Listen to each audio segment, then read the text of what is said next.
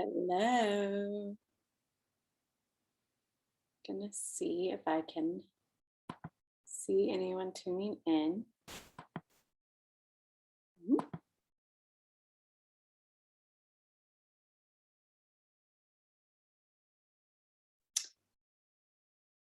Robin, will people just pop in? Will I be able to see them, or should I exit screen sharing? Hey, Krista, you are not going to be able to see participants in webinar mode. Got it. But on the bottom, there should be a participant tracker and you'll see the number. So it looks like right now we have 11 folks who signed in. Hi, 11 folks. Sorry, this is my very first webinar. I have made it through COVID without having to actually do a presentation in Zoom, so bear with me. As you guys are coming in, we'll probably wait a few minutes just for people to sign in, but if you can, please pop in the chat where you're calling in from. So I assume many of you will be Bend or at least the Oregon area, but maybe there'll be a few further afield. I did ask some friends to join. And then also a favorite winter memory. And don't feel like it has to be something hardcore, like, you know, doing a winter ascent of South Sister on your backcountry skis. It can be, you know, sitting by the fire with a cup of hot chocolate. So start popping those in and we'll start in a few. Oh, my dad's here. Hi, Dad. They can see and hear me. Thank you.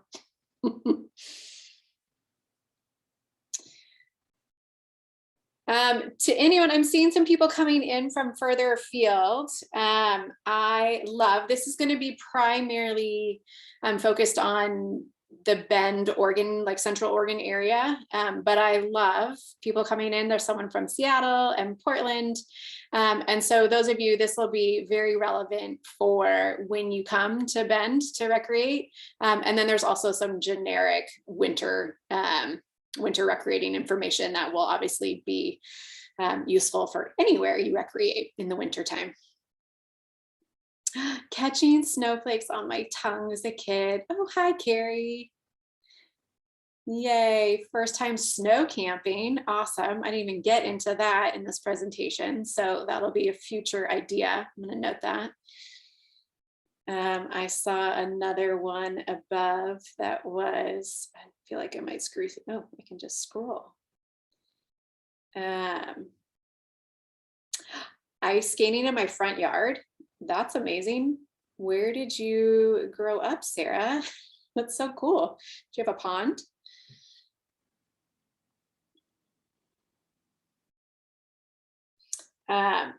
I'll get into this later, but my favorite winter memory, Mom and Dad, you'll appreciate this, was probably the end of the day. We did ski school. I grew up in Seattle and we did ski school up at Snoqualmie. And I always loved cruising all day on the mountain and then coming in, and we had a VW van growing up, and we would have, my mom would make us hot chocolate in the van for the ride home. So we have all these great pictures of my brother and I with like hot chocolate mustaches.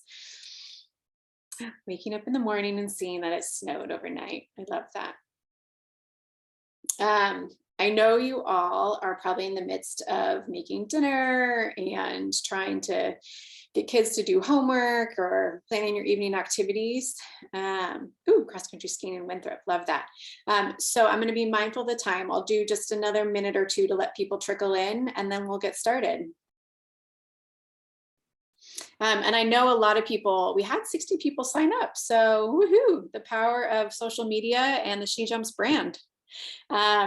Thank you all for coming, but I know some of you will use the recording and be able to watch this later. So to those of you who are watching this tomorrow or listening to it on your run, thank you for getting that recording and for listening to it at a later time. Ooh, we've got a Bend, Oregon. Oh, hi, Tanya. Oh, ski touring Mount St. Helens, very cool. Okay, should we get started? I will start just to be respectful of your time. And if you've come in late, you can always go back and watch the recording later. Or you can ask questions at the end if there's anything that you missed. That being said, I'll do my best to watch the comments. So if you guys have questions that are relevant to what I'm talking about and it'd be helpful to ask at the time, then please do pop them in the chat and I'll do my best to answer them then. If I miss it, I have a slide at the end that's basically just a generic, hey, does anyone have any questions? And then pop them in the chat then. And I can always go out of presentation mode and do them without the screen share up. So pop them in when you have them or hold them to the end. Either works for me. So just to get started, you are in the right place if you are here for the Winter Recreation in Bend, Oregon virtual event. It's basically like a Winter Fun 101. SheJumps has a lot of awesome winter programming coming up this winter. And some of it's going to be more advanced. We have our Alpine Development School that we just did this week and last week. And those recordings are still available to purchase because there's a wealth of information. So we've got the more advanced level presentations. And then we've got this, which is just a kind of bird's eye view, general look at winter recreation in Central Oregon. And the reason we wanted to do this program is twofold. One, we next year want it to be a live event. We'd love to host this at a local gathering spot where people can have, hot chocolate and beers and kind of sit and gather, and we can do this presentation live and you guys can ask questions and meet each other and gain activity partners. So fingers crossed next year we can do that. Actually, we will be able to, hopefully, considering COVID protocols are getting better and better. And then the other reason is Central Oregon in particular had a massive influx of new people during the pandemic. And it's amazing. We've got a ton of new people in town, and some people have moved here from California where perhaps they haven't had regular winters in their town, or they're coming from Seattle or Idaho or the East Coast. And so we just wanted to have this be an opportunity for people to figure out what winter looks like in Central Oregon. And for those who are maybe new to winter recreation, recreating in the winter, I know a lot of people like to hibernate and just, drink hot chocolate and curl up with a good book. And so if you are looking to get yourself outside this winter, this should be a good primer for you. Okay, here we go. Oopsies. Help if I was there. So SheJumps has been active in the Oregon area for a while, but it went through a little bit of a hibernation period during COVID because we weren't able to host live events. And so I'm really excited. I am one of the Oregon event coordinators.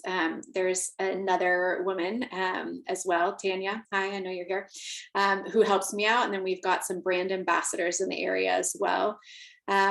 But SheJumps is a national nonprofit, actually international if you want to count Canada. Our founder is actually Canadian.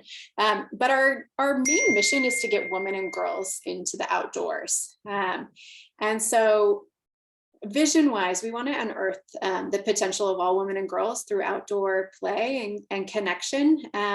And so I love this. I'm just going to minimize the chat so I can see my screen. Thanks, guys. But through that connection to nature,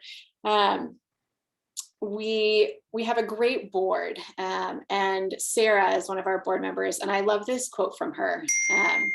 Oh, sorry, this is my family texting me, and I don't know how. You guys will have to bear with me. I don't know how to calm my texts coming in, so sorry. But this is from Sarah on our board.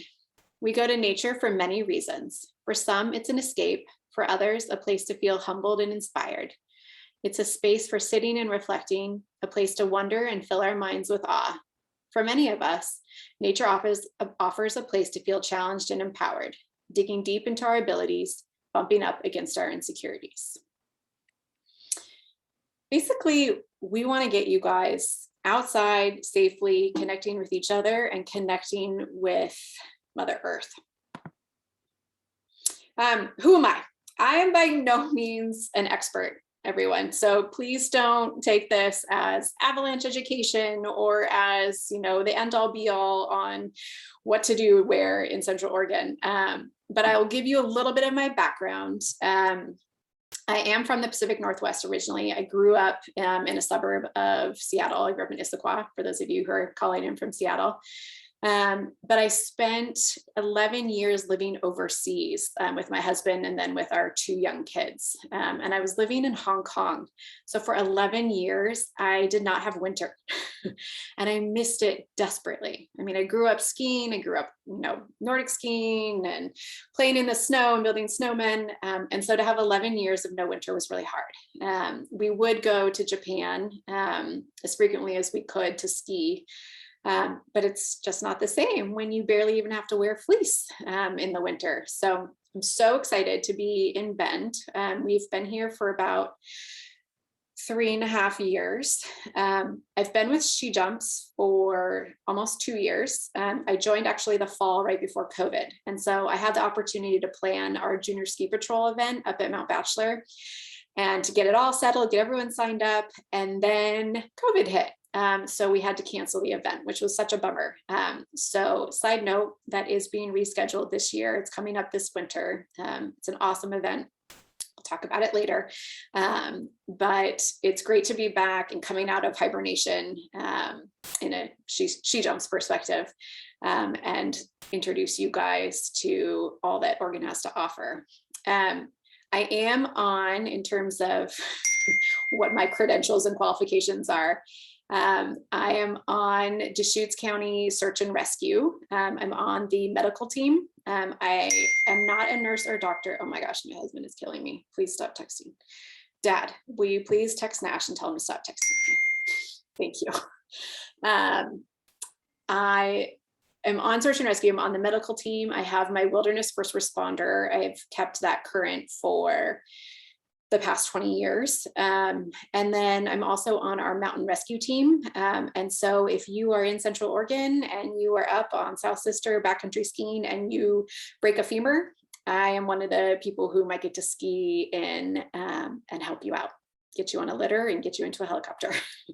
I also have spent my whole career in outdoor education. So I worked in Hong Kong all those years with basically a competitor of Outward Bound called Asia Pacific Adventure.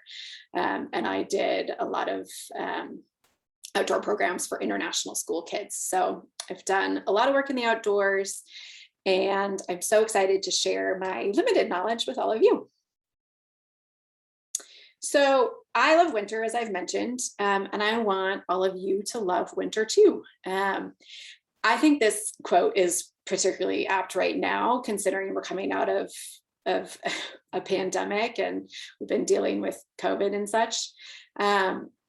Nature is a great teacher, but she's also a wonderful therapist. I find this to be wholeheartedly true. I use nature as therapy all the time. That is my go-to to go out for a run or a hike or a mountain bike ride or a ski, to clear my head, to just be at one with the snow and the trees and the mountains. I love, once again, our board member, Sarah, says it really well. I can think of no better friend these days than nature herself. In a time when our normal routine has been upended, courage is requisite. We must now solve problems we have never before faced. Every one of us is perched atop a proverbial line, prompted to drop in, scared to fall. I can't think of another time while on earth when nature as teacher, as healer, as therapist, as community builder has been more essential. Whew. Cheers to that, right? Makes you want to get out there. So if that doesn't inspire you, hopefully some of this will.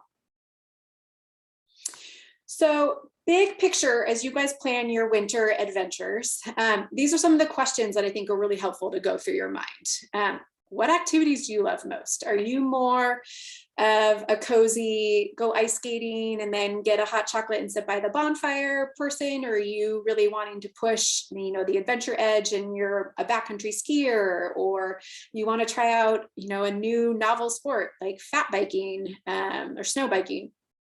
So think about which way you kind of want to take things as you pursue winter activities. And also I love the idea of setting a winter goal or making a winter bucket list. Like have a list of things that you'd love to try this winter. And maybe one of those things is something you've never done before. Maybe one of those things is something that I will inspire you to look into after tonight's presentation.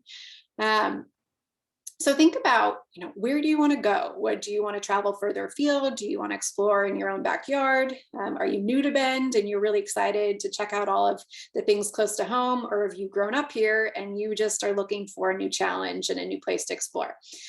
Also, how much of a challenge do you want? Do you want to do a multi-day hut-to-hut trip on Nordic skis? Or are you more of a one and done, like go and do, a quick Nordic ski up at Meisner? So just think about your challenge level. Also have to think about what kind of physical shape you're in. Obviously, winter can be a more demanding environment. Your body's working hard to stay cold. You've got the added obstacle of snow and ice. You've got limited daytime hours. So if you're a slower traveler, you've got to think about compacting your trip into those daylight hours or get a really good headlamp. So think about your fitness. Have you spent time at higher elevations? Town is at about 3,500 feet.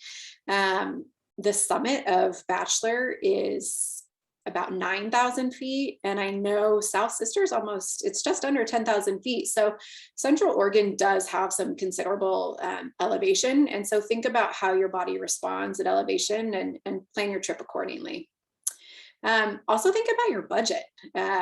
Can you afford to do the adventure the way you want? Do you want to be booking a luxury cabin and skiing out of it? Or are you going to strap your skis to your bike and cycle up to Mount Bachelor to get some backcountry turns in? So just think about, how much money you want to spend on your adventures.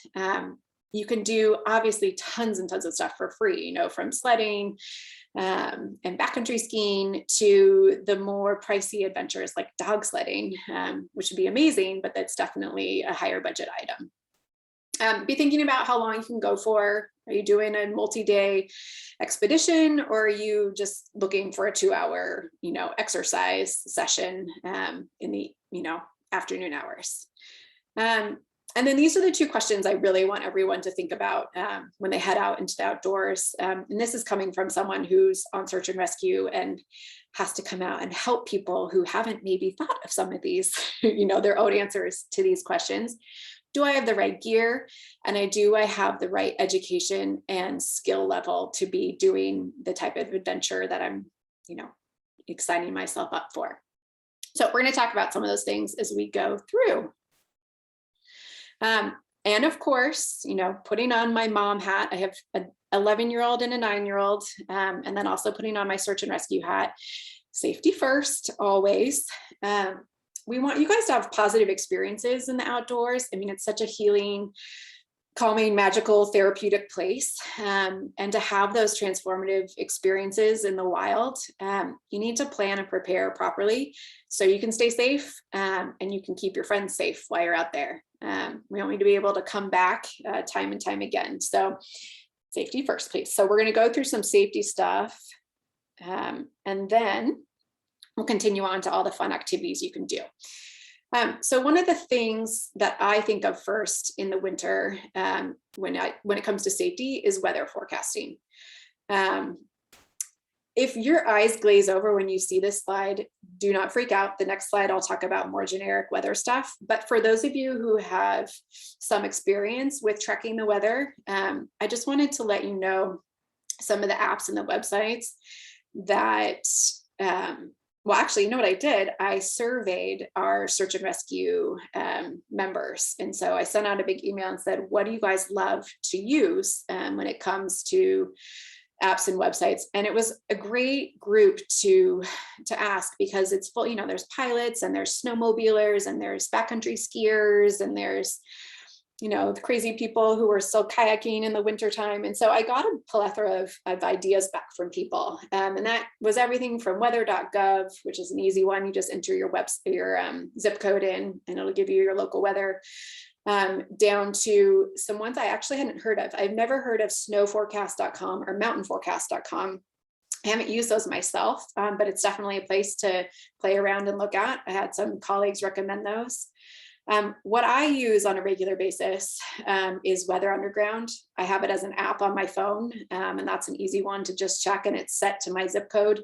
And you can enter it in, you know, if you're going somewhere further afield, you enter the zip code for that place, and it'll give you the weather forecast.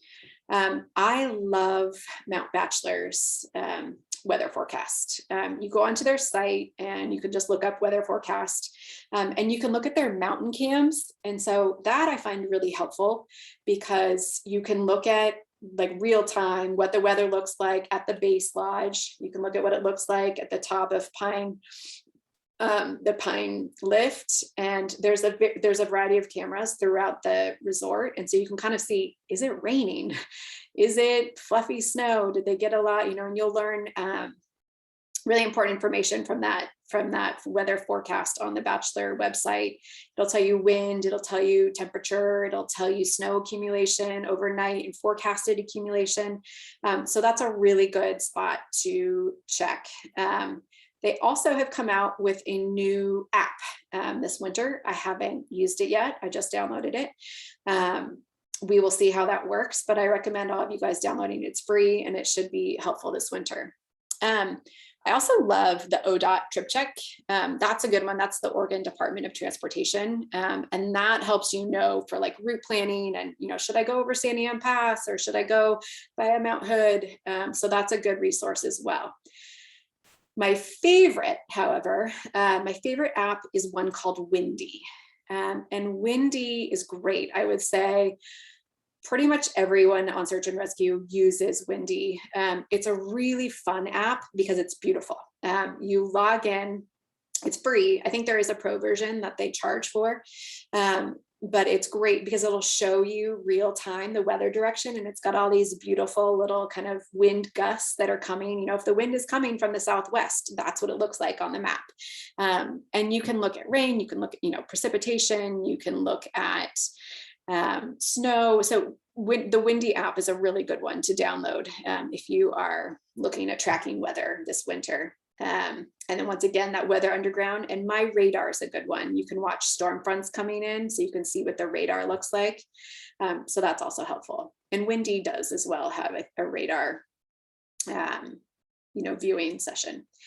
Okay, if you heard all of that and you're like, too much information, I don't know where to start, that's intimidating. You might be where I was a little while ago, and you might need a little more education on how to interpret weather reports. And so WikiHow actually has some great information on just like how to read a weather map. What does it mean when they say a low pressure system is coming in or a high pressure system? And so that WikiHow kind of how to read a weather map is really helpful. There's a great book by Cliff Mass on the weather specific to the Pacific Northwest. And it's really interesting because it talks about, you know, how our weather comes in over the ocean and it hits the Cascades and the rain shadows and all of that. And why Bend tends to have way better weather than, say, Portland. Sorry, Portland folks. We do. I grew up in Seattle, I can say it. But so weather, the Pacific Northwest is a great one. And then honestly, the most I've learned about weather has been with my kids.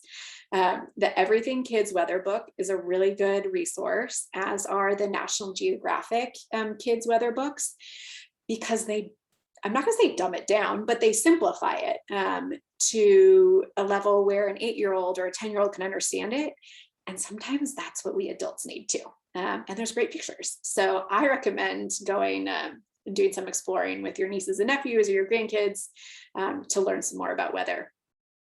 Big picture though, check the weather and plan for it as you plan your route and, you know, what road you're going to take and what terrain choices you're going to make. Plan for those forecasted conditions, but then also plan for it to change. I mean, as we all know, the weather in the mountains is fussy and it changes frequently and it can change quickly.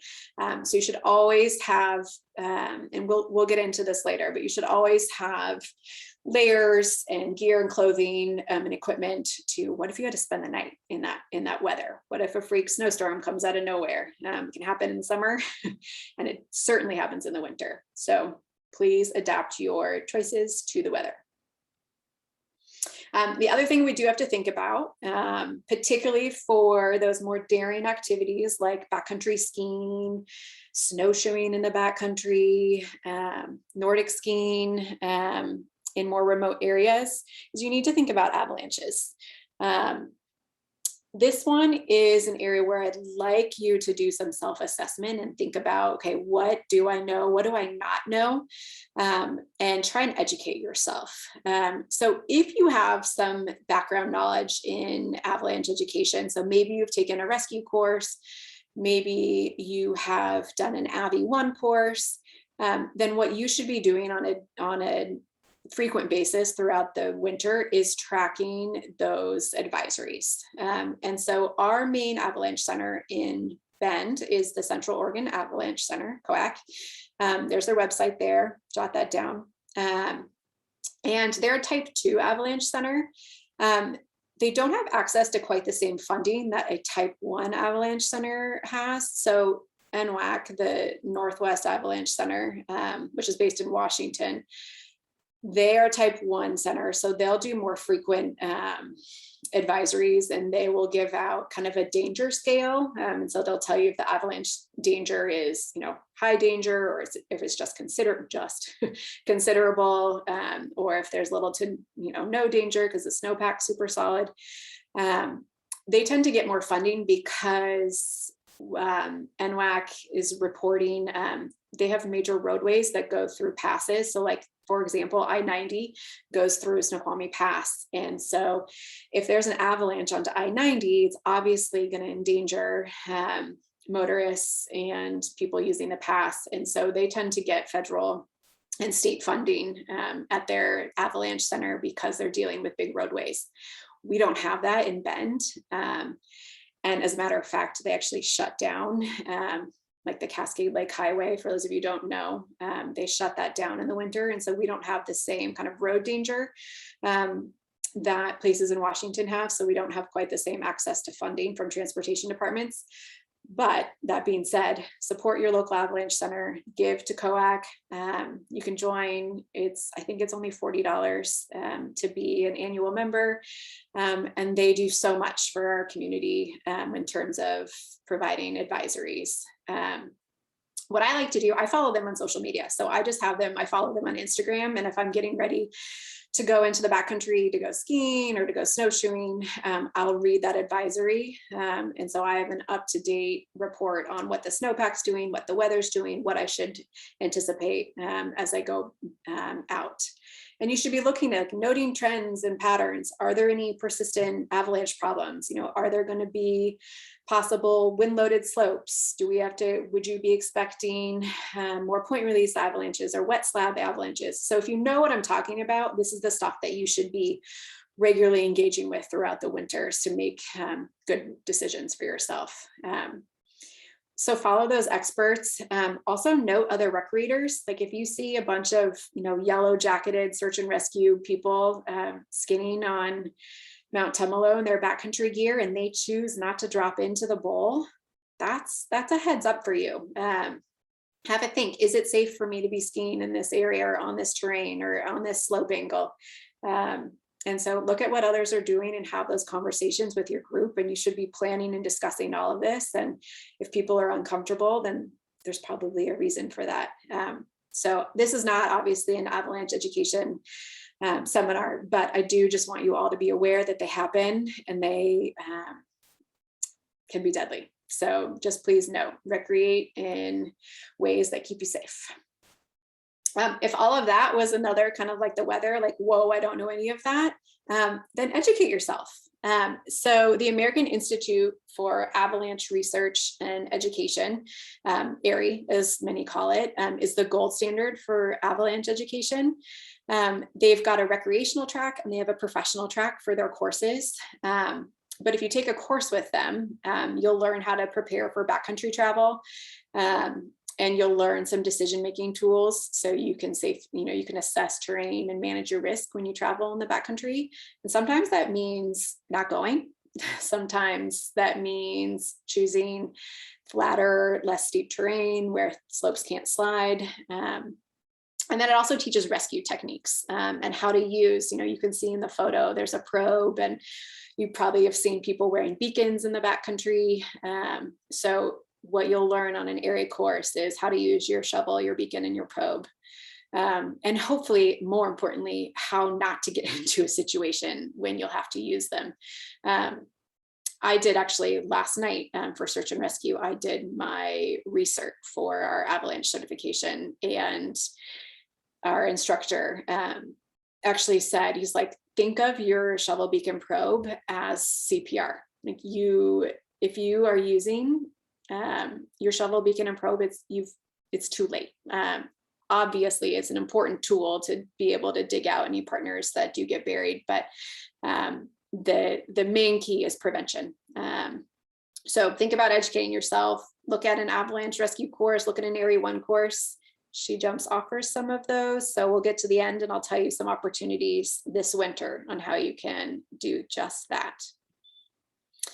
Okay, deep breath. We're all safe. We know how to check the weather. We have thought about avalanche danger.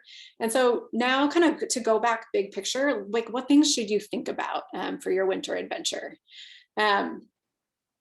You got to check if the trail's open and if you're allowed to do what you want to do there. Like I said, the road just closed. The Cascade Lakes Highway is now closed for winter. So if you're planning a trip to, say, Elk Lake, you now have to think about, I can't drive my car there. How am I going to get there? What do the roads look like? Should I ski in? Do I need to snowmobile in? Can I ride my bike? Are the roads clear? So be thinking about what you can access and how, and if it's allowed.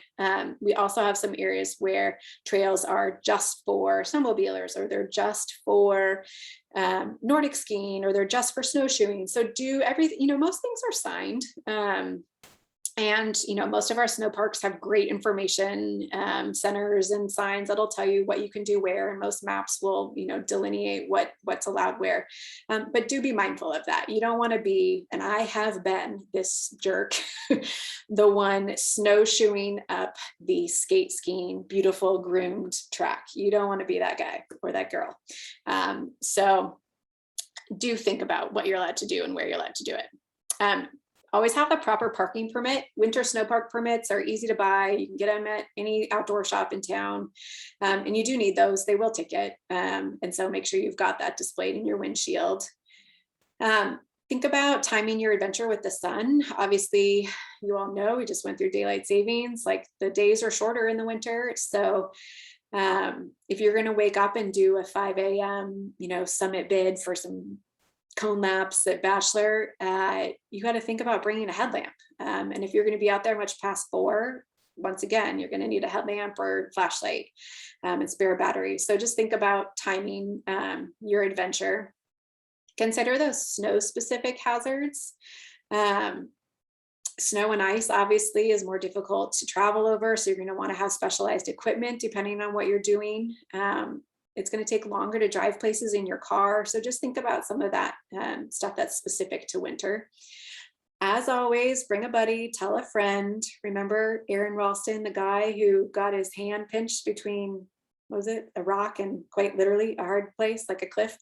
And he should have told someone where he was going, because they maybe could have came and got him instead of having to saw his own arm off. Good movie, by the way, if you haven't seen it. Bring more layers than you think you'll need. Bring more food and water than you think you'll need. You never know when someone's going to get hurt, or if the weather changes and you get stuck, or something happens and you might need to be out there for longer than you want to be. When you call 911 and it gets routed to search and rescue, it is not a magic push the button and we're there. It can take hours for help to come. And so the more you have with you, obviously don't overpack, but the more supplies and gear that you have with you, the happier you'll be while you're waiting for help. Pack those winter survival essentials. We will talk about those in a few more slides. And then I can't stress this enough, particularly in the winter when there could be whiteouts. Always have a map and compass with you as a backup. Technology can fail. Always have a tried and true way to navigate. Phone systems are great. We'll talk about some coming up. GPS, awesome. Make sure to have spare batteries. Make sure to have a battery charging pack for your phone. Keep them warm. We'll talk about that. And then when all else fails, have a map and compass and know how to use it.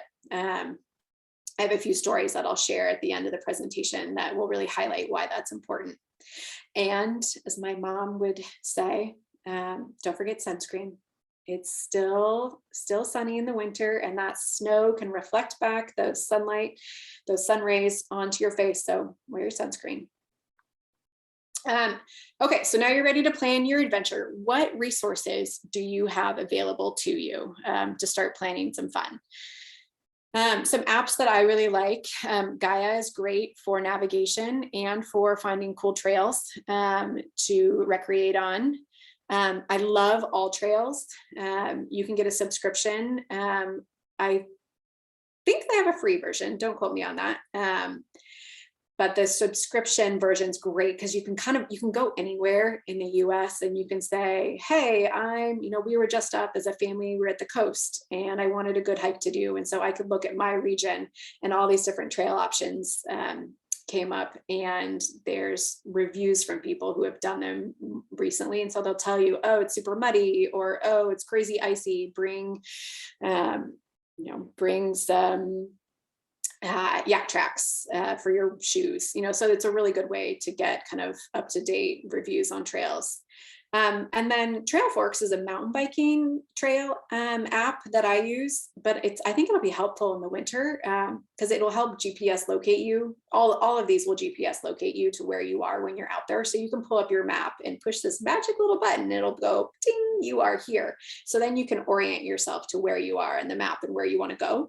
But Trail Forks, I think, could be helpful because in the winter, we're all going to be recreating out on areas where we've been mountain biking in the fall and spring and summer. And so I think Trail Forks is another good one to just continue to use in the winter. Websites that I have found really helpful, visitcentraloregon.com, bendtrails.org, and hikecentraloregon.com have all been useful for me as I've been preparing this presentation, but then also just for ideas of cool things to do.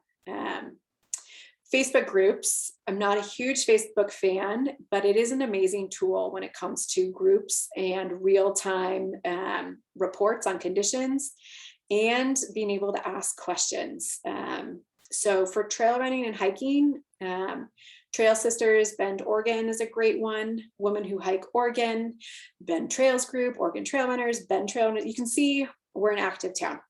There's a lot of different Facebook groups you can use. Ski snowboarding and Nordic skiing.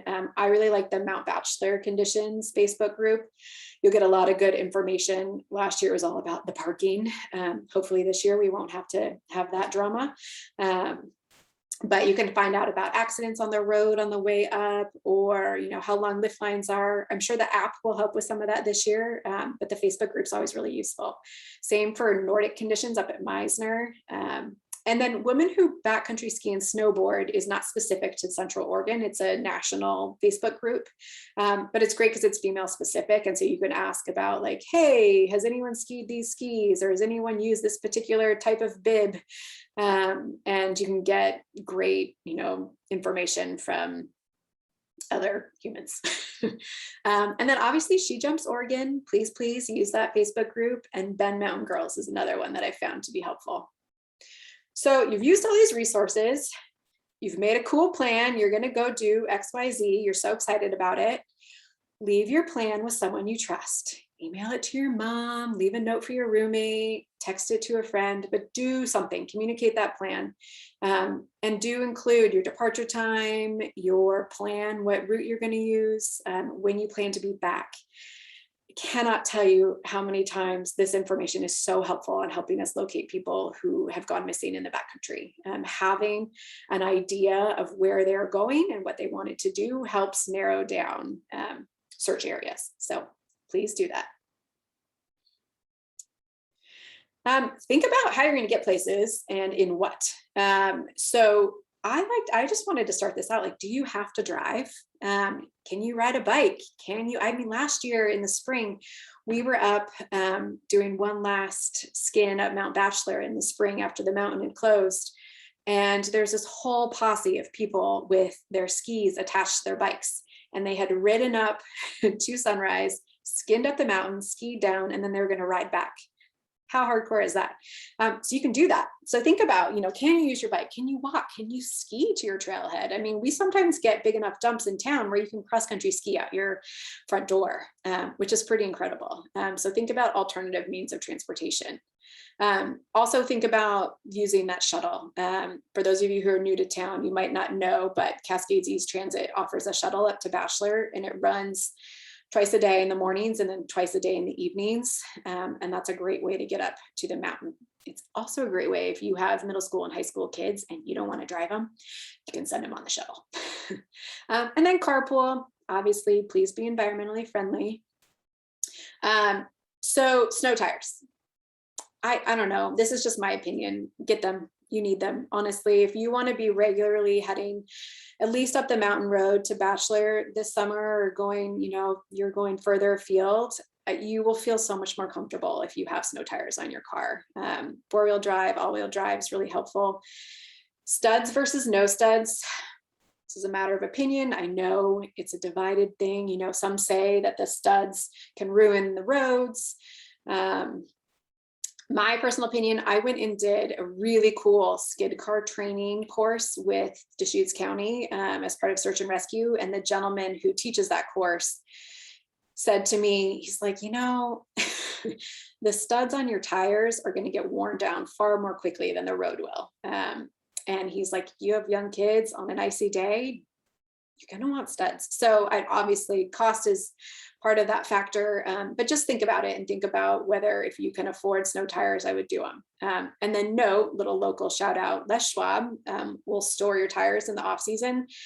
They do charge for it. I think it's $100 a season, but what they'll do is, if you don't have room in your garage or you don't have a garage, just know that if you can pony up that little extra, it's really nice. They'll take your summer tires and store them through the winter. And then when you go back in to swap off your winter tires, they'll store, so it's a nice little, you don't have to deal with it. You don't have to drive around with them in the back of your car for a month like I did 2 winters ago.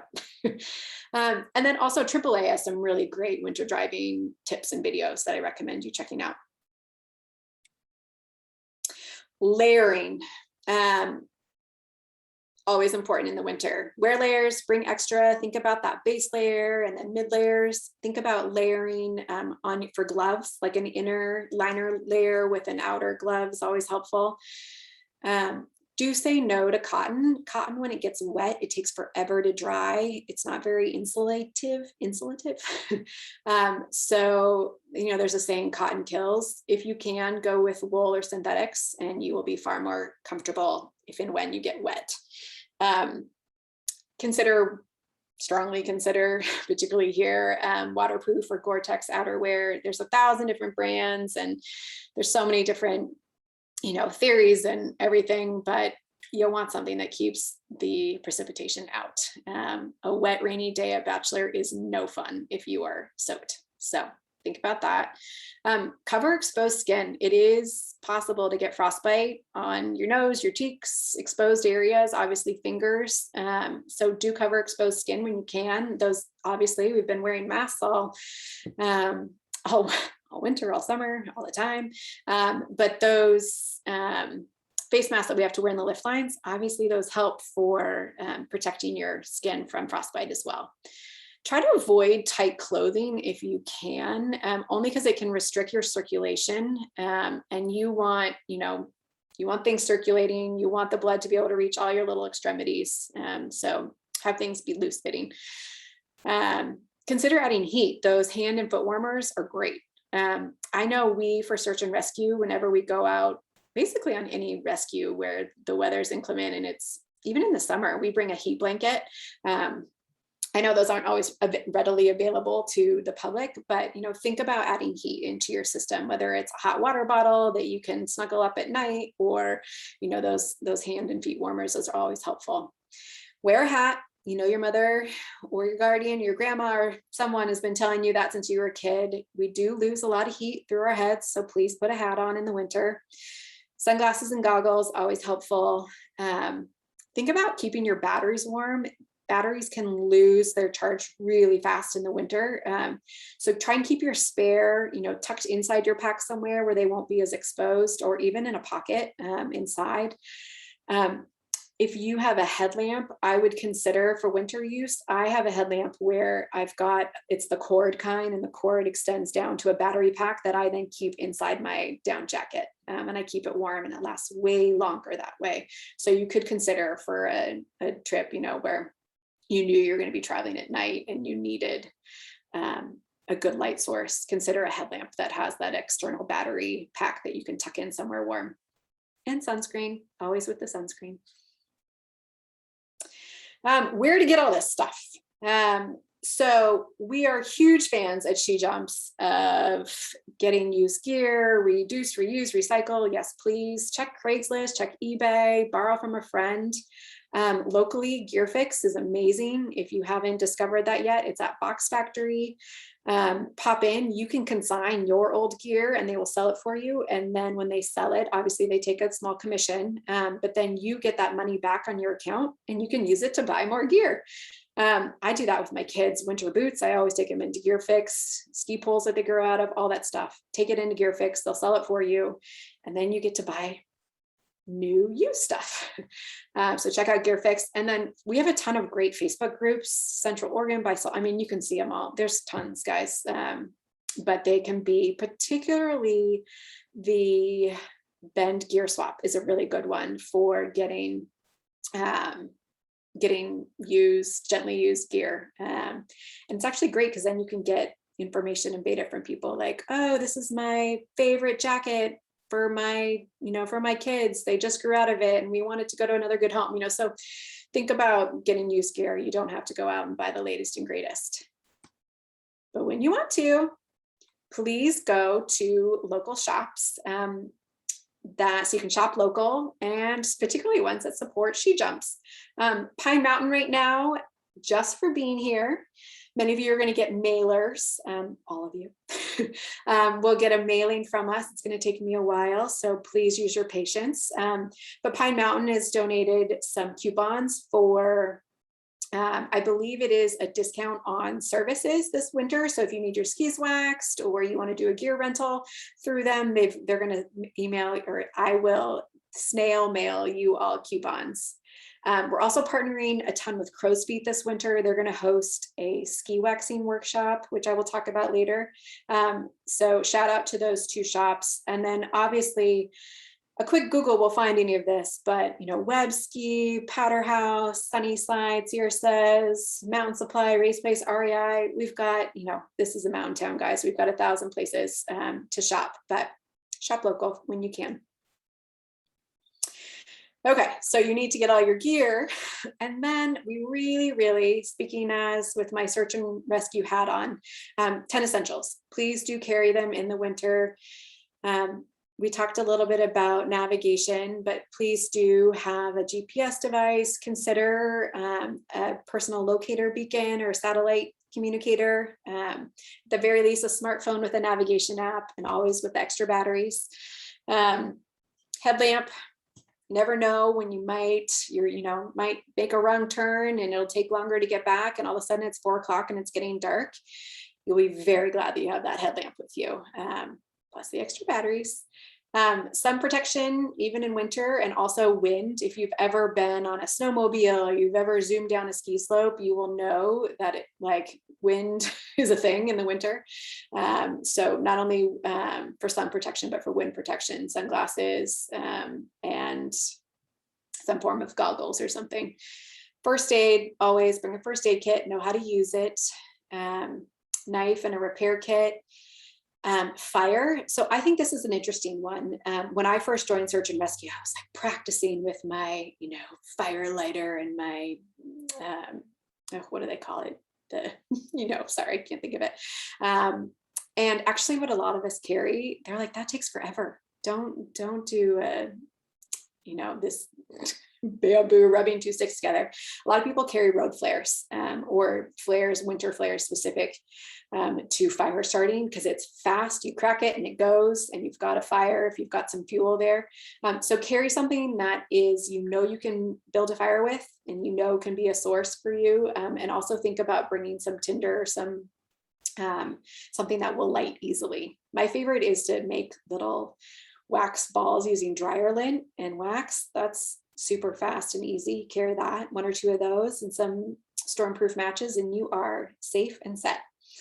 A shelter, if you can, a bivvy, even, you know what my absolute favorite emergency shelter is the Les Schwab yellow tire bags. The bags that they give you your tires in when you don't do the Les Schwab storage. Those are amazing. It's a thick garbage bag. You can cut it and use it as a tarp. You can cut a hole in it for your head and put your face through it. Even just something as simple as that is better than nothing. Extra food, always, please, extra water, or have the means to melt. So have a stove with you if you can.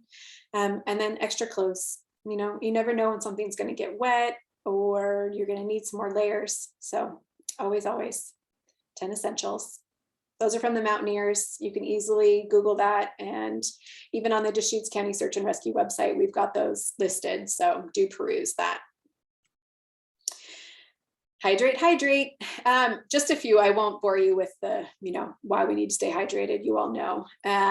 Use reusable bottles when you can. I, for one, in the winter, I don't use a reservoir and a tube system. I just find that when it gets too cold, they freeze really easily. Pro tips, you can get the insulative tube, like the neoprene thing that will fit over your tube, and you can blow the water back into your reservoir after you've had a sip.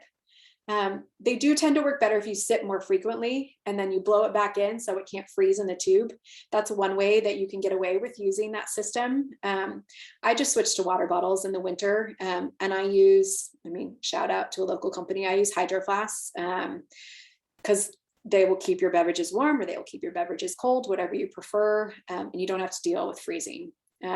If you do use like a plastic reusable water bottle, they tend to freeze from the top down. And so if you trust the lid and you've got a good seal, you can, look at me talking with my hands, flip it in your pack, and it'll do a little bit better. It won't freeze quite as easily. Also, if you are really hardcore and you've got a jet boil with you, do that. Like, bring a stove and be a backcountry chef and make yourself some miso soup or some hot apple cider. There's nothing better than a warm drink in the backcountry. And once again, because of awesome technology from Hydro Flask and other companies, you can just bring hot water with you and it'll stay hot. Amazing. Food. In the winter, one last thing, guys, on hydration. I just want to mention, remember to drink. It's so easy to get plugged into, traveling, particularly in the winter when you've got poles in your hand and it's annoying to stop and get your water bottle out of your backpack. Do it because you need to stay hydrated. So just don't forget to drink. Food, pack food you like. There's nothing worse than stopping for a break in the winter if you're on a snowshoe or backcountry ski trip and getting out like a frozen power bar. Yeah. So make sure to bring food and pack it in such a way that it's not going to freeze on you. So put it kind of in the middle of your pack, maybe insulate it a little bit if you can. If you're brave and you've got it in a good Ziploc or in a good little insulative container, put your down jacket around it and then shove that in your pack. Because you don't like, frozen food is not so yummy. Bring calorie rich snacks. I love like those little, I can't remember the brand, it's a guy's name, peanut butter packs. So like any nut butters, salami, cheese, they have those awesome single serve olive packs now. I know Safeway has them where it's like a little, single serve. That's great for replacing your salts. But just something that's going to taste good to you is really important. Once again, pro tip, like make some ramen or miso soup while you're out there, like have a hot lunch. Snack for ease. I love having a pack that's got either little extra snack packets here on your waist belt, because then you can have kind of that frequent like jerky or, you know, dried fruit or trail mix or whatever that's easy to access. The easier it is to access, even like I preload my pockets honestly with snacks, because when it's right there and you don't have to reach into your pack to get it out, you will eat more frequently. Let's see, that's food. Okay. You've got your 10 essentials, you've got your food, you've got your layers, you've got all your systems. What to do? So we're going to just quick, I will try not to read every sentence on every slide because no one likes to be talked at, and I've already talked at you for a while, but we're going to look at sledding, dog sledding, winter hiking and running, snowshoeing, ice skating, fat biking, Nordic skiing. FYI, there's 2 types, classic and skate. So you'll learn about that. Alpine or downhill skiing and snowboarding, backcountry skiing and snowboarding. And then, gosh, there's so many other things that I started, you know, the deeper I went down this wormhole, snowmobiling. There's so many different ways to recreate in the winter. I'm not going to go into snowmobiling here. I don't have any experience with it, so I didn't feel qualified to talk about it, but it's also a thing that you can do. So hiking and running, easiest. Why do it? It's great exercise. You can go west if you want to be in the snow, and you can go into that reliable snow cover and practice using your awesome new gaiters and your yak tracks or your micro spikes. Or you can go east here and you can head out to Horse Butte and Horse Ridge, and it's less, you know, there's less chance that there's going to be snow, and you can have dry trails. So that's why Central Oregon is just so awesome, is we can kind of, you can't do that in like a McCall, Idaho, where everything is snow everywhere. So we're just so lucky to live in this place where we can kind of have the best of both worlds. Things to think about whether or not you want to do waterproof hiking boots or running shoes. Some people say they don't breathe well and your feet can sweat, which then defeats the purpose. Other people swear by them. So just, you know, try out both, talk to people, see what works best for you. Consider using a gaiter to keep snow out of your, there's nothing worse than getting snow down in between your socks and your shoe. That's no fun. So consider, you know, either a short running gaiter or a longer, you know, up over the calf gaiter. Gaiters are basically things that, you know, go over your boot and then up your leg to keep the snow out. Always with the winter layers. And then I would consider in the winter, using either running or hiking poles. I absolutely ate it last winter in Shevlin Park. Some of you might know the spot. I was on the Shevlin Loop Trail and I was coming down to the bridge, and there's a tricky little hill that is sheet ice every winter. And if you don't have yak tracks or poles, it is an ice skating rink. And I really hurt my tailbone and slid for some distance. So I should have had poles, and I should have had those micro spikes or yak tracks with me. Also think about if you want a waterproof or neoprene sock. Some people swear by those because it provides a water barrier between your foot and the shoe, and so prevents the inside of your shoes getting all wet. Experiment on what works for you. Wool socks are great. Don't do cotton. Socks, you know, of all the places to experiment, they're slightly more affordable. So it's one way to, you know, experiment and get it right. Yak tracks and micro spikes, I know I've referred to those a bunch. If you don't know what those are, it's these nifty little things that you can, they're stretchy, kind of rubber bandy, and you put them onto the bottom of your hiking boot or your running shoe, and they just provide a bit of traction. They're basically like mini crampons in a sense, and they will give you a lot more traction on snow and ice. And then the other thing that I didn't know about, I didn't know it was a thing until I moved here, Foot Zone can put screws into your running shoes. I believe they just screw them up there. I don't know how they do it, but they can put those on your running shoes, and then you don't have to fuss with the micro spikes or the yak tracks. They can be your snow and ice running shoes, and apparently they don't bug you too much. Obviously, you don't want to run down the pavement in them. They're more for trail running, but think about doing that. Where to go? Honestly, guys, anywhere. Look at those apps, you know, from your summer explorations. Go to all those places. We've got trails everywhere. Snowshoeing. If I could recommend one winter activity for those of you who are not big winter enthusiasts, please, please, please try snowshoeing this winter. It's fantastic exercise. All you have to know how to do is walk. All ages. Like I love this activity because I can do it with my parents who are in their 70s. Sorry to out you, mom and dad. I can do it with my kids who are 9 and 11. We can all do it together. It's fairly inexpensive once you get the snowshoe. There's not really much technique to it. Basically, you can walk in them. You might have to widen your gait a little bit. And then the other thing to think about with snowshoes, if you're going to rent or purchase, is some of them have risers on them, which can be nice. And it basically provides a little bit of a heel lift where you flip this little kind of lever and it basically pops up this little extra bit. So when you're going up a steep hill, your heel doesn't have to sink all the way back down to the bottom of the slope. It can sink to that where that lever is. And so it's just less strain on your Achilles tendons. And so I recommend if you're going to splurge for snowshoes or if you're going to rent a pair, get some with risers because it's nice on a hill. I've seen people do it with and without poles. You don't have to have poles. I think they help. If you want to be a real pro, you can get retractable, collapsible poles that will, when you're not using them, you can stash them in your pack or, strap them to the outside.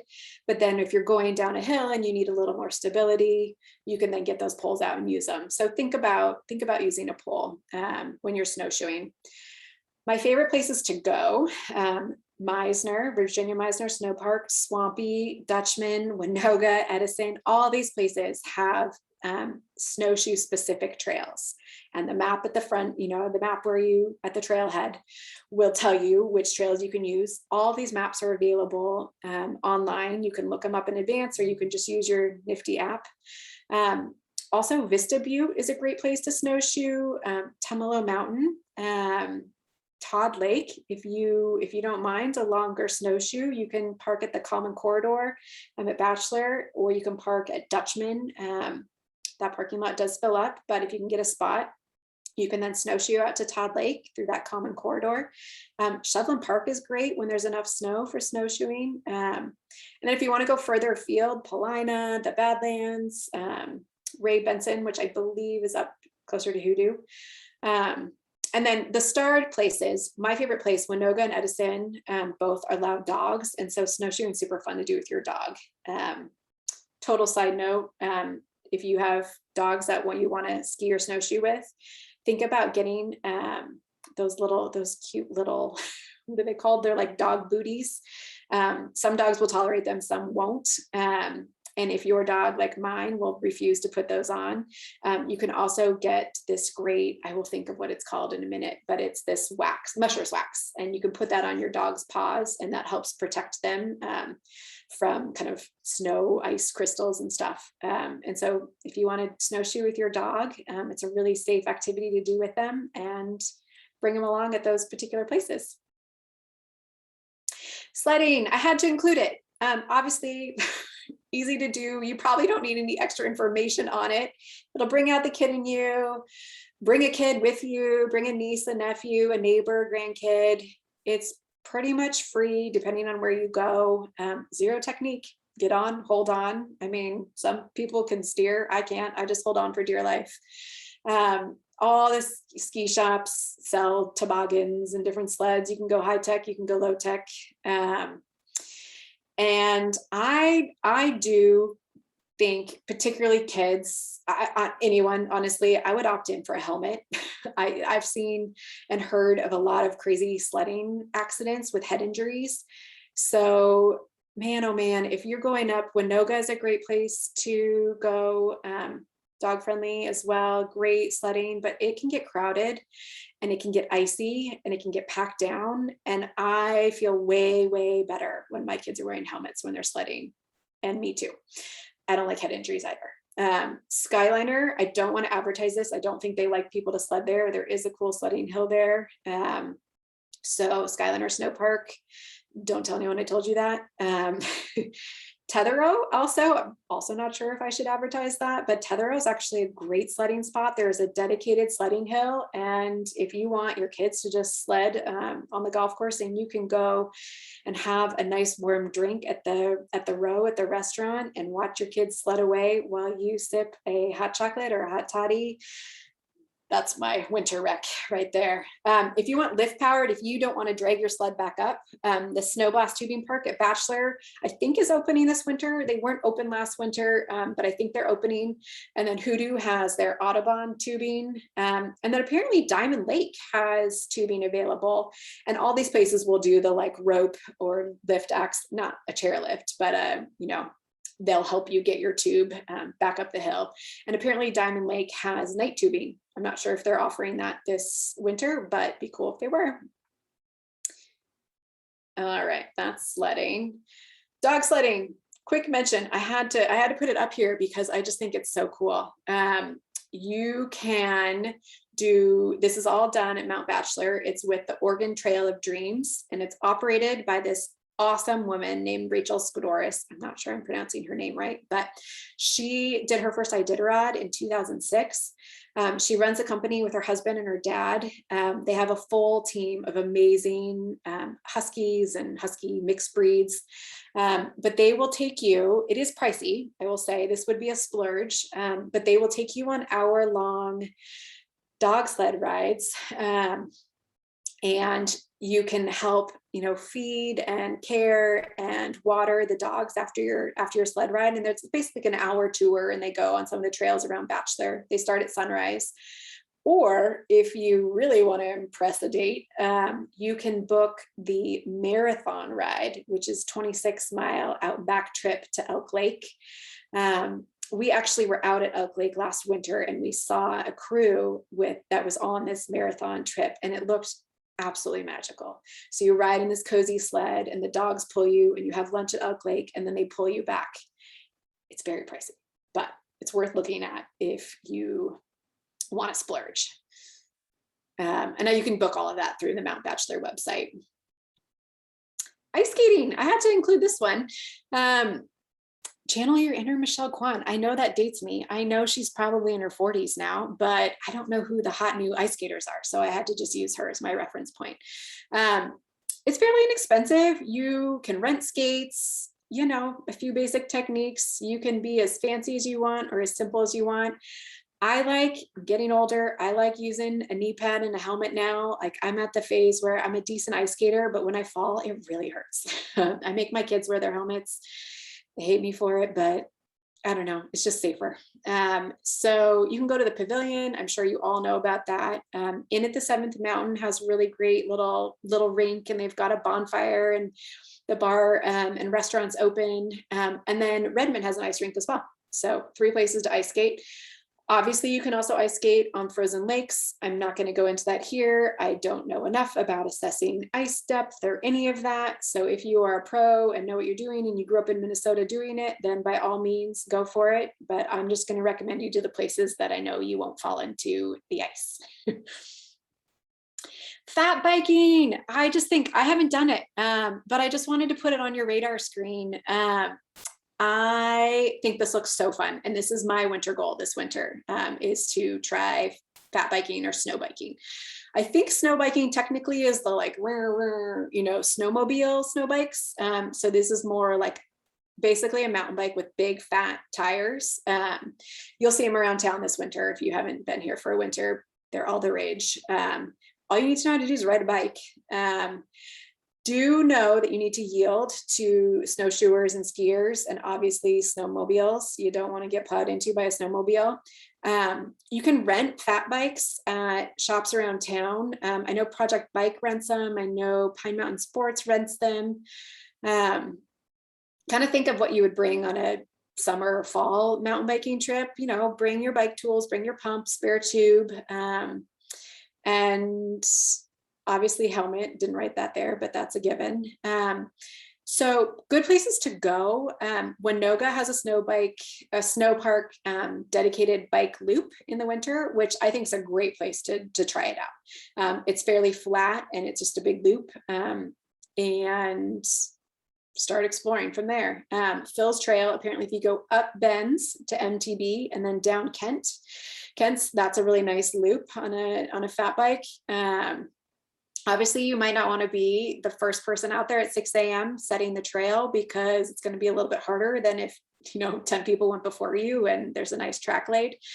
So think about that. And then Tumalo Falls apparently is a really nice loop. If you go up the Tumelo Creek Trail on the southern edge of the creek, so if you start at Skylanders where the lodge is and ride up that side, and then you can come back on the road, or vice versa. That's a really nice way to do it. And the road's closed in the winter, so you're not going to run into any cars.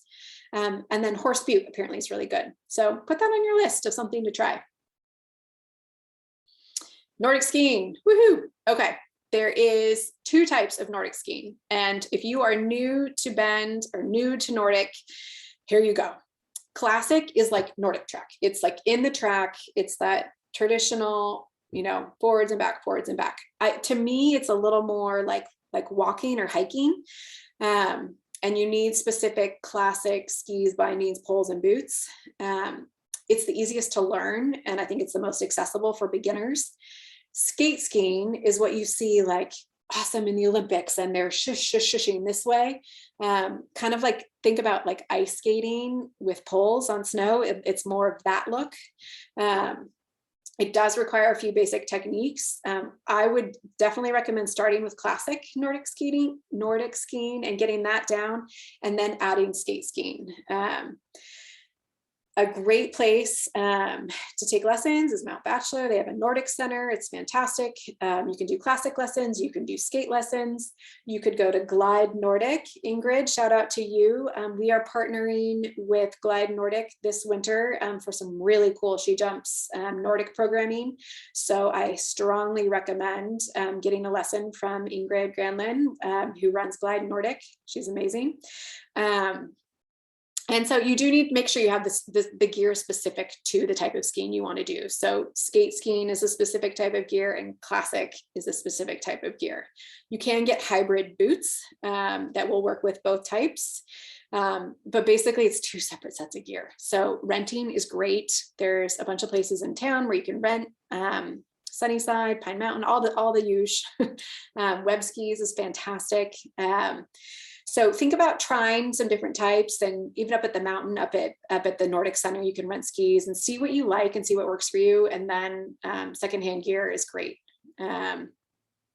Do think about goggles fog up when you're Nordic skiing. I like to wear glasses, either sunglasses or a clear glass system. And then a lot of people use waist packs. It's very fashionable Nordic skiing. And so having like a fanny pack, I know if you're from the UK, you can't call it that. So sorry to any British people who are on this chat, but a fanny pack is really popular for Nordic skiing, where you've kind of got a water bottle attachment there, and you've got a place for snacks and maybe some spare gloves or something. And so that's all the rage. Places to go, the Nordic Center, as I mentioned. Hoodoo has Nordic as well. Meisner is fantastic. They groom frequently. I think I don't know how often they groom. Don't quote me on this, but definitely a few days a week, definitely on weekends. Maybe daily at some stages, I don't know. Swampy's fantastic, and that connects to Meisner, so you can do a big loop. Winoga I really like because I can bring my dog, and I feel far more comfortable bringing my dog classic or skate skiing than I do downhill skiing. And so I really like to bring her to Winoga and do laps. There's a skate loop and a classic loop. Edison's good. And if you want to go further afield, you can park up at Bachelor or at Dutchman, that kind of common corridor area, and you can ski to Todd Lake. You can ski all the way to Elk Lake, which is incredible. I've done it. I did it last winter with my parents and my kids. So I had 7-year-olds, and I had, at the time, a 10 and a 7-year-old, and 10 and 7. Yeah. 10 and 8. And we did it. We made it. It was 11.5 miles, almost 12 miles there. So it's possible. You too can get yourself to Oak Lake. And then if you really want to challenge yourself, there's an amazing, hint, SheJumps is doing it this winter, from Mount Bachelor, essentially, to Sisters. There's a hut-to-hut trip. there's a really cool company that sets up yurts in the backcountry. And so you ski to a yurt and you stay at it. And they provide the firewood and the food, and you do this hut to hut trip. And then you come out at Three Creeks Lake, and it's supposed to be incredible. And we are hosting that this winter, so stay tuned. That's Nordic skiing. Alpine skiing and boarding. Okay, what do I mean by alpine? This is like downhill. This is what you see up at Bachelor, up at Hoodoo. It's a total thrill. If you haven't skied, I highly recommend giving it a whirl. You can do the Ski in 5 lesson program up at Bachelor, where I think you get like, what is it, 5 days, 5 lessons? I'm not totally sure. I am not a representative of Mount Bachelor, but it is our local mountain, and it's a great place to take lessons. And you get to ride the chairlift up. So woohoo. You can rent gear from anywhere in town. You can rent gear at the mountain. You don't have to stress about avalanche concerns, because the ski patrol, are there to make the mountain safe for you. So it is a really great way. If you want the thrill of skiing, Bachelor, Hoodoo, both awesome resorts, you can take lessons, learn how to use your equipment, and get out there. I'm not going to go too much into that. If you guys want to ski, go check out Bachelor's website, but it's super fun. I love it. I'm willing to ski with any of you. I'm a big skier, so shoot me an email if you need a ski buddy or a snowboard buddy. I do not snowboard, but that is fun too. I do want to talk briefly about backcountry skiing and boarding, because I absolutely love it, but I think this is a way where people can get themselves into trouble. It is, why should you do it? It is a fantastic workout. They say, you got to earn your turns. And so this is one of those activities where you put these sticky skins on your skis, and you are basically hiking your own way, gliding your way up the hill. No more snowshoes. You don't need those. You use gear specific to backcountry skiing to get yourself up the hill. And then you get to lock your heels down, take your skins off, and ski down. It's fantastic. No more waiting in lift lines. You get to choose your own route. It lengthens your season. You're no longer relying on the chairlift, so you can ski later into the spring, and you can start earlier before the mountain opens. There's people up skiing at Bachelor now, honestly. There's people up skiing on South Sister, and so you could be skiing now if you were a backcountry skier. So it's definitely something to look into if you are a big skier. I do think you need to start with an introductory course with an instructor or with a friend who knows what they're doing to learn how to use the gear. You can start out by renting and see if you like it. Crow's Feet is a great place to get gear. They're really awesome at backcountry specific gear. Always, always, always shovel and probe and wear a beacon.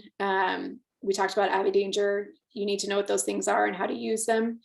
If you don't have that knowledge and you don't have first aid training, stick to the resort. It's a really great place to learn how to backcountry ski without having to go into the backcountry. So Bachelor has a dedicated uphill route. It starts right by Red Chair, and you can skin up, you can do cone maps. Cone is that cool little feature that you see off to Looker's right. You can do cone maps and ski down the cone.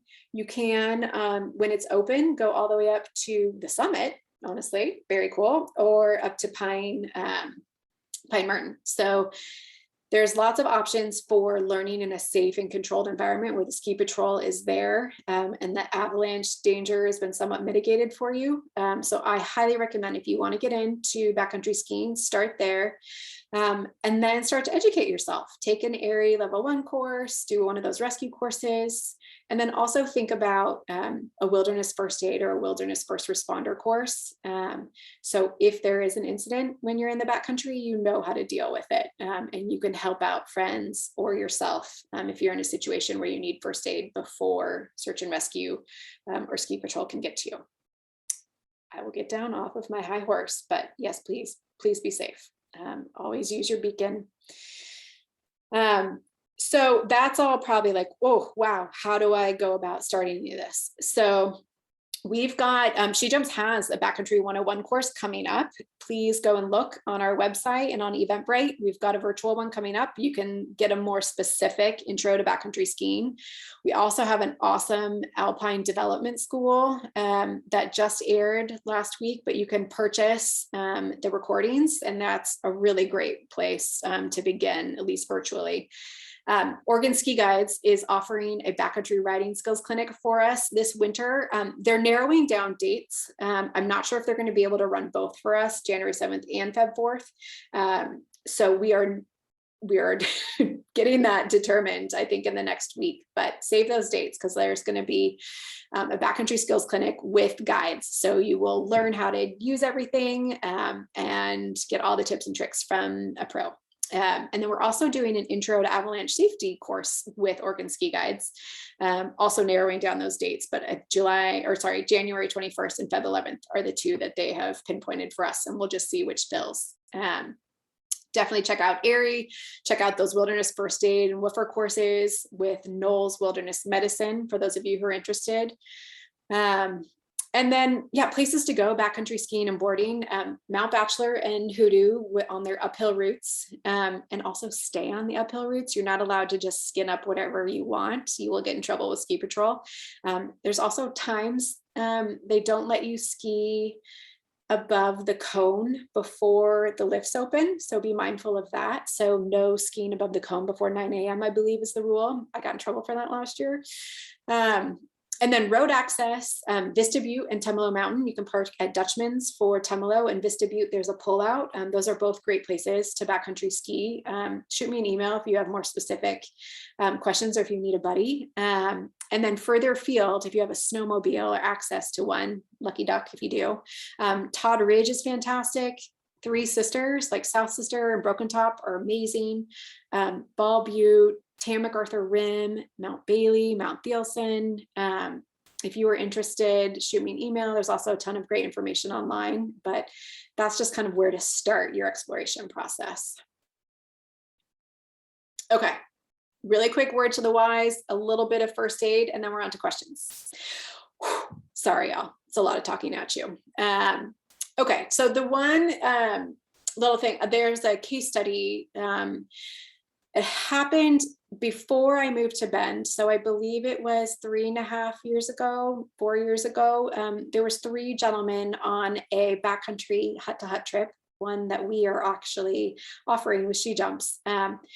They were doing this hut-to-hut trip where basically you go from Bachelor to Sisters, and they didn't have a GPS unit with them. And I'm not entirely sure if they had a map and compass with them as well.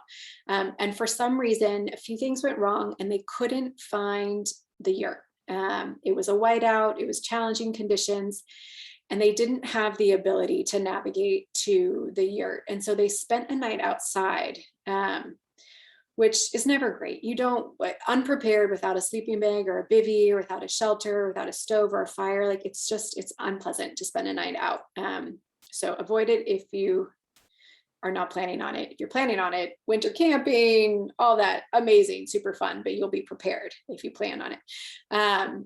So they ended up they couldn't find the yurt again the second night, and they ended up spending 2 nights outside. And that level of exposure in the winter is really tough on the human physiology. And so there was, I believe, frostbite and hypothermia, and they ended up dying. And so the only reason I bring that up is search and rescue was on that call. I was not part of SAR then, so I don't know all of the details, but I just want to bring it up to highlight the importance of carrying a reliable navigation system. You never know when it could be whiteout conditions, when you could lose your route. And so having a GPS with you will allow you to kind of point to point navigate. So you could put in, boom, these are the coordinates for the hut or for the yurt, and then basically follow that line and get there. And when you don't have that, you're kind of, it's a lot more challenging. So please do think about carrying a reliable navigation system that you know how to use, and a reliable backup if that fails.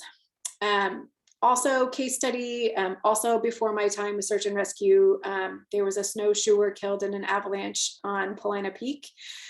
He was snowshoeing. He wasn't even skiing, he wasn't snowmobiling, he wasn't doing all the cool like high marking stuff that the snowmobiles do. He was snowshoeing, and he just happened to be on a slope angle between 30 and 45 degrees is where slopes tend to slide. And he just human triggered avalanche and caught himself and an avalanche and was buried and killed. So the reason I mentioned that case study is just, even if you're not on a snowmobile, or you're not backcountry skiing and doing the quote unquote more like hardcore stuff, you know, even just snowshoeing, you do need to be mindful of avalanche concerns, traveling in avalanche terrain, making good terrain choices. So just think about that as you plan your outdoor adventures. Okay, last few things, winter first aid, and then SheJumps awesomeness, and we're done. Frostbite. Signs, be aware of it, know that it's a thing, know it can happen. Your skin can get cold and waxy and pale. It might feel like tingly and numb or painful to touch. Your skin can feel soft if it's partially frozen, and then it'll feel more hard if it's fully frozen. You don't want any of this to happen. So I will talk about prevention in a couple slides. But the other sign of frostbite is when it thaws, blisters can form. With superficial and with deep frostbite. So no bueno. I've had times where I've had people say, hey, you got to throw a glove or a hand on your nose. Like your nose is appearing white. And I go like this and I want to be able to feel it. So just look out for your friends, look for signs of frostbite, particularly on exposed bits of skin, like the apples of your cheeks. It's always hard because you can get kind of a gator up to here and then your goggles go to here, but you might have that little exposed bit in your nose. So think about systems where your nose is covered, or just be mindful that you need to warm them up every once in a while. Hypothermia, you all know, cold injuries, signs of mild shivering, mild clumsiness, any change in mood, or people who start to seem like confused when they shouldn't be, that's the sign of mild hypothermia. And it can happen in surprisingly mild temperatures. It does not have to be a blizzard for people to get hypothermia. When you get that more intense shivering, like that uncontrollable change in coordination and any change in mental status, you need to be super concerned. That's moderate hypothermia. And then when you get all the way to the no more energy left for the shivering, you've got a big problem. You have someone that's got severe hypothermia. You'll continue to see deterioration in their mental status. It's hard to find a pulse often with severe hypothermia. You guys will know to think about all of this and prevent it, so that hopefully will never happen to you. But just know that this is something you should be aware of in the winter. Prevention obviously is key, but know how to determine when someone's starting to not look so great and intervene early. So the best thing to do, it's easier to stay warm than it is to get warm. So think about maintaining that core temperature, keep those, dress appropriately. One of the big things I see people make mistakes with is they start too hot and then they start to snowshoe, or they start to hike or skin or whatever they're going to do. And then they sweat and they get too hot, and then you are all wet inside and your clothes get wet. Your long underwear is all sweaty. And then it's harder for those layers to kind of remain insulative and keep you warm. And so don't be afraid to start a little bit cold, because you will very quickly through exercise, your body will warm up. And so, or stop when you need to delayer, don't let yourself get all sweaty. And then also think about insulating yourself from the snow when you take breaks. It's really easy to lose heat into the snow. So think about bringing a little, if you're going to be backcountry skiing or snowshoeing, and you can't go into a warm lodge, think about bringing a pad, an insulated pad, either a Thermarest or one of those little isoform, foam pads, at least just for your butt to sit on, to keep a layer between you and the snow. That's one of the first things we do in search and rescue when we come across a patient in the winter, is once we determine that it's safe to move them, and we've done the scene size up, when we've determined everything's safe, we insulate them. We put a layer between them and the snow, and we make sure we get them off the snow. And then we're throwing blankets on them and a heat blanket, and we're making sure we're keeping them warm. drink hot drinks. Think about those hydro flasks, cold fingers, armpits, you know, the classic. Use those hand and toe warmers. And then watch out for your buddies, like check in on each other, you know, be looking for people who are behaving a little bit differently. If they've got like the umbles and the mumbles, you know, that kind of like they're not as engaging as usual, they're getting kind of quiet, that's someone to check in on and see how they're doing. If you notice the signs, make them stop and warm up. That is my number one key is prevention. I don't know, I like to think of the makers and the takers. So the makers of heat are exercise and metabolism. So eating, drinking, that's going to help your body burn calories and create heat, and exercise. So like have people, if you're standing around, like do 10 jumping jacks. That's a great way to get someone to warm up. And then think about the takers. So those 4 kind of heat loss things: convection, evaporation, conduction, and radiation. So just think about ways you can make and eliminating the things that are taking your heat. Okay, we've done it. We're going to be safe in the outdoors. We've got all these cool new things we want to try. How can SheJumps help you do it? We have got coming up on Monday, December 6th, Marissa is one of our SheJumps ambassadors. She has helped organize this event. It is a partnering with COAC, our Central Oregon Avalanche Center. It's a know before you go. So it's a more specific in-person woohoo event, looking at Avalanche. Like, what do you need to know about avalanches before you go into the backcountry and before you explore this winter? So way more detail than what I told you about. It's going to be right next to Crow's Feet at Embark Bend. We're going to have beverages before you can explore the store, and then you can go in and you're going to get an awesome presentation from a female Avi Pro from COAC. We've also got a ski waxing 101 clinic at Crow's Feet. That's Thursday, December 15th. You'll be able to see an awesome demo from the ski technicians at Crow's Feet. And I, for one, am so sick of spending money on getting my skis waxed by other people. I've got a garage, I've got an iron, I've got wax. I don't know how to use any of it. So I'm going to this. Thank you, Tanya, my co-conspirator with SheJumps, for organizing that. I will see you all there. Learn how to wax your skis with me this winter. Thursday, December 16th. Oh, thank you, Tanya. Typo. Thanks for catching that. Thursday, December 16th.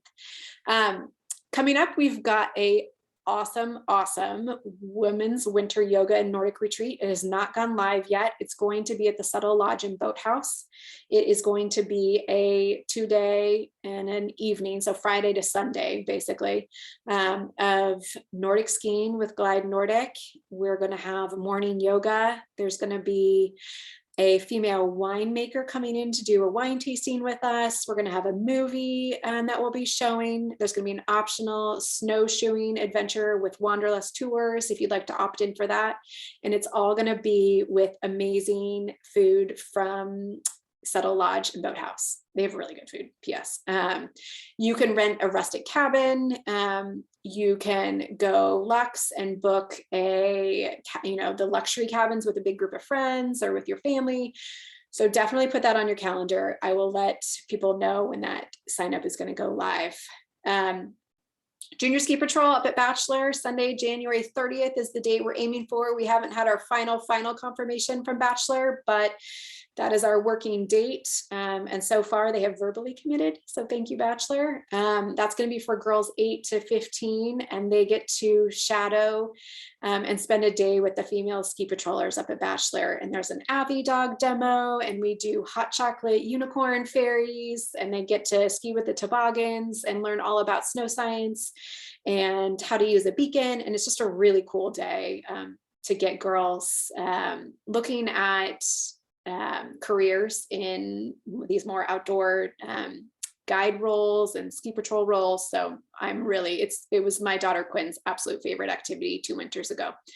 And then once again, those intro to avalanche safety and the backcountry skiing workshops that are coming up with SheJumps Oregon Ski Guides. So I will, before we send this out, I will amend the dates on here so you guys have accurate dates. Sorry for that typo. Whew. Deep breath. I think we did it. Questions? How long was that? I didn't even look. I'm sure some of you tuned out. Woohoo! No worries. I have gone later than I wanted to, but you now all have all the information you need to have a fun adventure this winter. If you have any questions, pop them in the chat and I'm happy to answer. Otherwise, I'll let you all get to your dinners. Anyone? My dad did want me to mention, in case anyone is still here, tree well danger, especially at Bachelor and Hoodoo when you're skiing this winter. Please carry whistles if you can. Attach them to your zippers so they're right near you and accessible. A lot of pack straps have them, but I like the kind that you could actually get to your mouth when you need to. When skiing in tree wells, always ski with a buddy. There's a lot of great information that the ski patrollers provide, but tree well deaths are a thing. Mount Bachelor has had 2 in recent history, and please be safe. Ski with a buddy and use those whistles and know what to do in the event that you fall into a tree well. Okay, anyone else? Let's see. Oh, thanks, Dad. Put the ski patrol phone number on your phone. Honestly, I can give it to you right now. See how helpful I'll be? I have it on my phone. I keep it in my favorites. So I'm going to favorites, ski patrol. Mount Bachelor, I don't ski at Hoodoo as much, so I don't have Hoodoos, but it is 541-693-0911. Isn't that creative? They put 911 in it. 541-693-0911. That's the Mount Bachelor Ski Patrol. Put it in your favorites, have it there in case you need to call them. Thanks, Dad. That was a great addition. Any other questions, comments, concerns? Was this beyond thorough? Okay, there we go. Thank you. All right. Well, please feel free to shoot me an email. It is on the SheJumps website. And please feel free to send any feedback. We would love, love, love to adapt this, shorten it, I'm sure. I think it was way too long, sorry. But we'd love to do it in person next year. So we'll use a similar template. But yeah, give us any feedback. Girls Ski Patrol Day, do they need to be an advanced skier? Great question. No. What we'll do is when you sign up, they do need to know how to ski. It is a ski-based program, but they only need to know how to ski pine cone, the shorter small chair. So you need to be a beginner skier at the very least, and be able to get safely down pine cone. That's what they'll do with toboggans. There will be some free skiing as part of the program, but we can group the girls by ability level. So we can have more intermediate skiers together and then the more beginner, skiers together. But we'll do a skills assessment when you sign up, and we'll ask, how comfortable is your daughter on XYZ run? You know, how are they on marshmallow? How are they on this? And so you'll be able to report, and then we can kind of put them into ability groups for the day. Great question. Anyone else?